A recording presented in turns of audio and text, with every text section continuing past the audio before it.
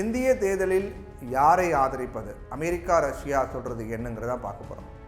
அமெரிக்க அரசின் கீழ் இயங்கக்கூடிய சர்வதேச மத சுதந்திரத்துக்கான ஆணையமான USCIRF இந்த ஆண்டுக்கான மத சுதந்திர ரிப்போர்ட்டை வெளியிட்டிருந்தாங்க. அதில் மொத்தம் 17 நாடுகளில் மத சுதந்திரத்தின் நிலைமைகளை கண்காணிக்கணும் அப்படின்னு குறிப்பிடப்பட்டிருந்துச்சு. இந்த லிஸ்ட்டில் இந்தியாவும் இடம்பெற்றிருந்துச்சு. இது பேச்சு பொருளாக மாறி இருக்கு. 5வது ஆண்டாக இந்த லிஸ்ட்டில் தொடர்ந்து இந்தியா இடம்பெறுவது குறிப்பிடத்தக்கது. சீனா, ஈரான், வடகொரியா, ரஷ்யா, சவுதி, பாகிஸ்தான் ஆகிய நாடுகளுடன் இந்தியாவும் இந்த லிஸ்ட்டில் இடம்பெற்றிருக்கு. அந்த அறிக்கையில் மேலும் கடந்த 2023 இந்தியாவில் மத சுதந்திர சூழல் மோசமடைந்திருக்கு சொல்லப்பட்டிருக்கு.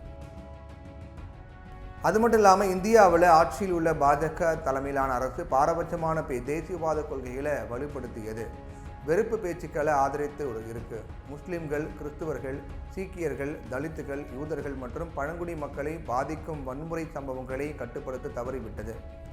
உப்பா தொடங்கி பசுவதை சட்டங்கள் வரை நிறைய சட்டங்கள் மூலமாக மத சிறுபான்மையினர் கண்காணிக்கப்பட்டு தடுப்பு காவலில் வைக்கப்படுறாங்க அப்படின்னு குறிப்பிடப்பட்டிருச்சு இந்த அறிக்கையில்.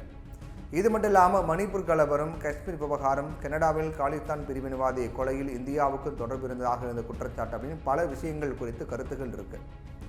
இதுக்கு அப்போதே வெளியுறவுத்துறை அமைச்சகம் பதில் அளித்து இருக்காங்க. இது தொடர்பாக அப்போது செய்தியாளர்கிட்ட பேசிய வெளியுறவுத்துறை செய்தி தொடர்பாளர் என்ன சொல்லியிருக்காருன்னா, இந்த ரிப்போர்ட்டை வெளியிட்ட சர்வதேச மத சுதந்திரத்துக்கான அமெரிக்க ஆணையம் பக்க சார்புடைய அமைப்பு ஒவ்வொரு ஆண்டும் தங்களுடைய இந்தியா குறித்த ஆதாரம் இல்லாத தகவல்களை வெளியிட்டு வராங்க அப்படின்னு பதிலடி கொடுத்திருக்காரு. இதற்கிடையே அமெரிக்காவின் இந்த குற்றச்சாட்டு தொடர்பாக ரஷ்யா சில முக்கிய கருத்துக்களை தெரிவித்திருக்காங்க. ரஷ்ய வெளியுறவுத்துறை அமைச்சக செய்தி தொடர்பாளர் என்ன சொல்லியிருக்காருன்னா, அந்த நாட்டினுடைய அரசு ஊடகமான RT நியூஸ் வெளியிட்டிருக்காங்க.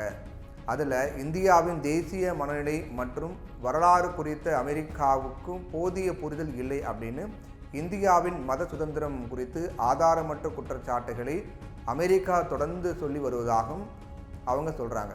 இது இந்தியாவை அவமரியாதை செய்யும் செயல் அப்படின்னு சொல்கிறாங்க.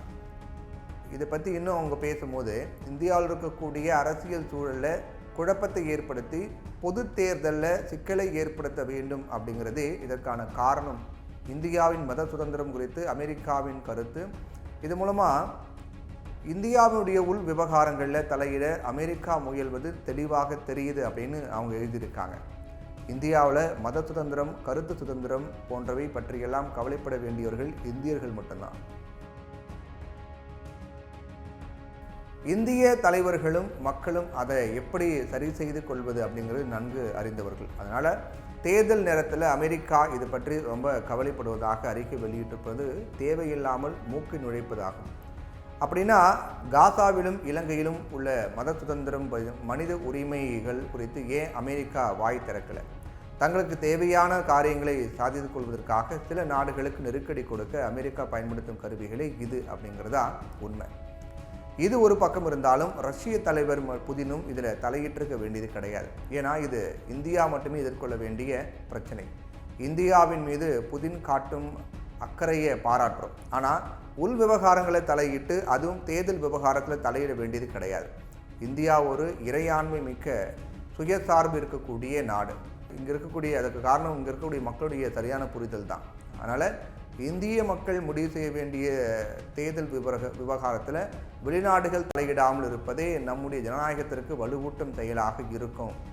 சீனாவும் பாகிஸ்தானும் எதிரி நாடுகளாக இருந்தாலும் கூட இந்திய தேர்தல் விவகாரத்தில் தலையிடுவதில்லை அப்படிங்கிறது நாம் கவனிக்க வேண்டும்.